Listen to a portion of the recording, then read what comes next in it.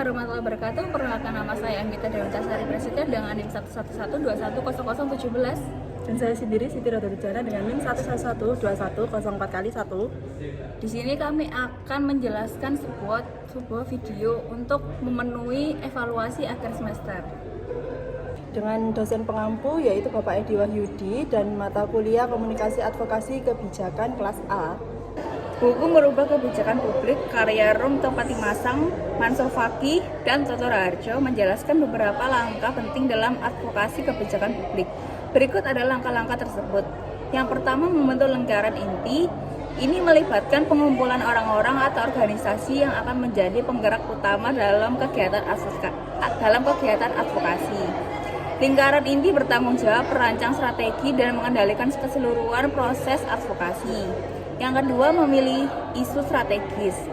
Lingkaran inti harus mengidentifikasi isu-isu yang relevan dan mendesak untuk diadvokasikan.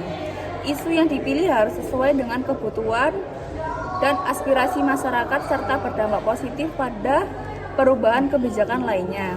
Yang ketiga, merancang sasaran dan strategi. Menetapkan sasaran yang jelas dan strategi yang efektif untuk mencapai tujuan advokasi, memastikan bahwa advokasi tetap fokus pada perubahan kebijakan publik. Yang keempat, mengolah data dan mengemas informasi.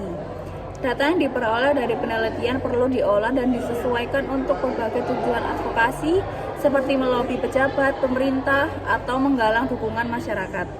Yang kelima, menggalang sekutu dan pendukung. Mengidentifikasi dan melibatkan individu atau organisasi yang memiliki sumber daya dan dapat mendukung kegiatan advokasi baik secara langsung maupun tidak langsung. Yang keenam, mengajukan rancangan tanding. Membuat rancangan tanding atau counter draft legislation untuk menantang kebijakan yang sedang diproses oleh pembuat kebijakan. Yang ketujuh, mempengaruhi pembuat kebijakan. Melakukan kegiatan seperti lobby, negosiasi, dan mediasi untuk mempengaruhi politisi dan aparat pemerintah agar mendukung perubahan kebijakan. Yang kedelapan, membentuk pendapat umum. Menggunakan kampanye, siaran pers, dan kegiatan publik lainnya untuk membentuk opini publik yang mendukung isu advokasi. Yang kesembilan, membangun basis gerakan. Mengorganisir massa dan mengembangkan basis dukungan melalui pendidikan politik dan penyadaran untuk menekan terjadinya perubahan kebijakan. Dan yang terakhir, memantau dan menilai program. Melakukan pemantauan terhadap proses advokasi untuk memastikan strategi tetap relevan dan efektif dalam menghadapi perubahan situasi. Ini mencakup penentuan masalah yang perlu diadvokasi berdasarkan kebutuhan masyarakat. Identifikasi ini harus didasarkan pada data yang akurat dan komprehensif untuk memastikan bahwa isu yang diangkat relevan dan memiliki dampak yang signifikan. Proses melibatkan berbagai metode seperti penelitian, survei, dan konsultasi dengan para ahli serta masyarakat yang terkena dampak. Langkah kedua adalah merencanakan strategi advokasi. Strategi ini mencakup penetapan tujuan yang jelas, sasaran yang ingin dicapai, serta pendekatan yang akan digunakan untuk mencapai tujuan tersebut, di mana melibatkan pemetaan pemangku kepentingan untuk mengidentifikasi individu dan kelompok yang memiliki kekuatan atau kepentingan dalam isu tersebut. Dalam tahap ini, penyusunan pesan advokasi yang kuat dan efektif juga sangat penting. Pesan tersebut harus dirancang sedemikian rupa agar dapat menarik perhatian dan mendapat dukungan dari berbagai pihak, termasuk media, masyarakat, dan pembuat kebijakan. Serta selanjutnya ada langkah ketiga, di mana membangun aliansi dan jaringan kerjasama dengan berbagai organisasi dan individu yang memiliki visi dan misi yang sejalan. Sangat penting untuk memperkuat advokasi.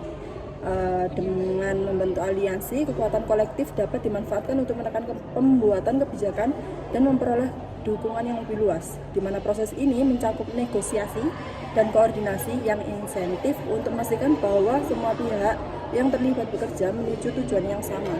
Selain itu, jaringan ini berfungsi sebagai platform untuk berbagi informasi, sumber daya, dan strategi yang dapat meningkatkan efektivitas advokasi.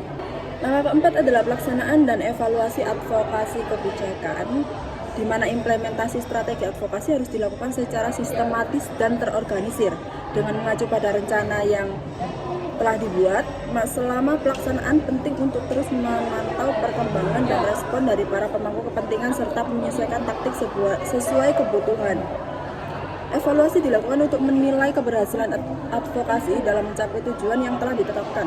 Proses evaluasi ini melibatkan pengukuran dampak dan efektivitas advokasi serta mengidentifikasi pelajaran yang dapat diambil untuk memperbaiki strategi di masa depan. Dengan evaluasi yang tepat, advokasi dapat disempurnakan dan disesuaikan agar efektif dalam pencapaian perubahan kebijakan publik yang diinginkan. Sekian presentasi dari kami berdua. Jika ada salah kata, mohon dimaafkan. Wassalamualaikum warahmatullahi wabarakatuh.